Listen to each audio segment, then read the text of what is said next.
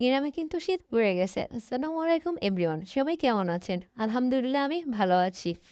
আজ আমরা চলে এসেছি নানাবাড়ি। এসেই দেখি মামাতো বোনের জামাই চলে এসেছে। আর এখন তো শীত পড়েই গেছে। আর শীত মানে পিঠের আমেজ। তাই আমরা চলে এসেছি নানাবাড়ি পিঠে খেতে।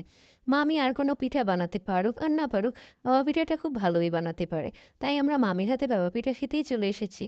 আর শীত মানেই তো ঘরে ঘরে পিঠের আমেজ। গ্রামে তো কোথায় নেই। গ্রামের মানুষ অনেক পিঠা পাগল।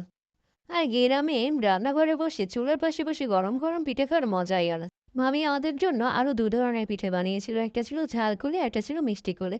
ঝালকুলিটি আমি প্রথম খেয়েছিলাম। ওইটা গরুর মাংসের ঝুরা মাংসটা দিয়ে বানিয়েছিল। অনেক টেস্টি হয়েছিল।